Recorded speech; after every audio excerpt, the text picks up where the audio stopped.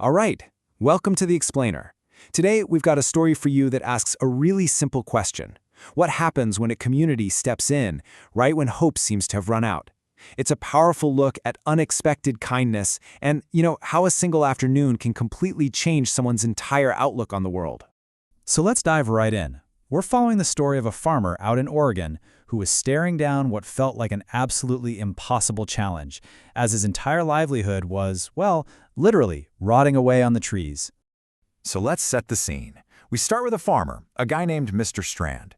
He's looking out his window at a sight that, honestly, should have brought him nothing but joy.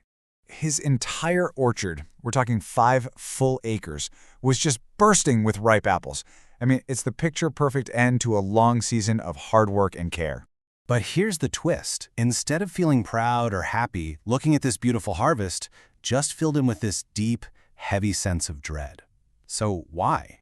Well, here's the situation. Mr. Strand had been in an accident and it left him too weak to work. So he was stuck, just watching his crop ripen and start to rot right there on the branch. And to make everything worse, the money from that harvest was everything. He desperately needed it to pay his taxes and his piling up doctor bills. So when his wife suggests, hey, why don't we hire some of the local boys to help out, his response is just dripping with cynicism. You can just hear it, right? He's completely lost hope, and he's got this really bleak view of the younger generation.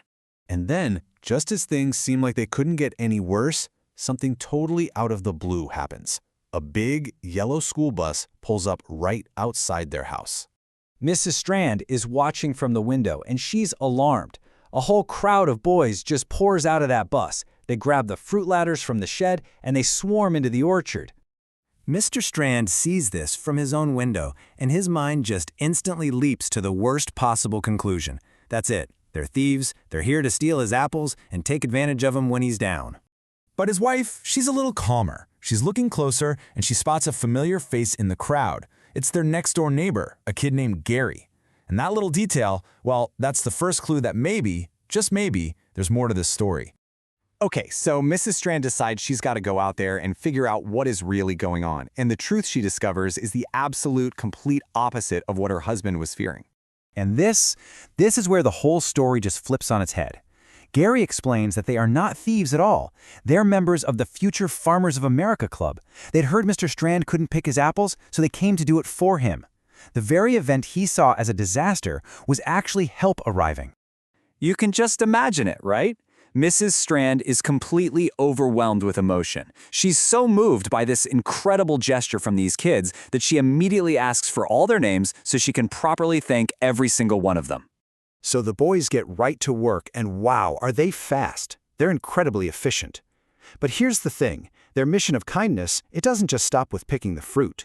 In just one afternoon, the entire 5-acre orchard was picked clean. Think about that. A job that felt totally impossible for Mr. Strand, a whole season's worth of work, was done in just a couple of hours. So a little later, Mrs. Strand remembers and follows up with Gary, asking for that list of names again. And he kind of gets flustered and he makes up this sort of clumsy excuse.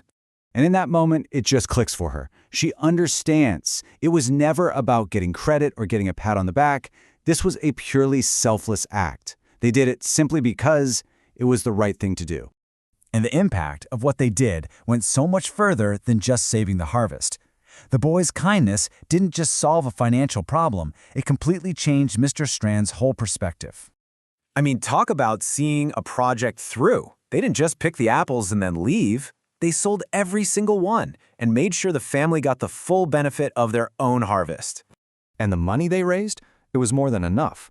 The Strands could pay their taxes, cover all their bills, and they even had some left over. Just like that, one afternoon of community kindness, and poof, their biggest financial crisis was just gone. But the money isn't even the most important part of this story, is it? The real heart of it is the transformation in Mr. Strand. The same man who started out so cynical and full of despair now had this profound gratitude and a totally restored faith in the younger generation.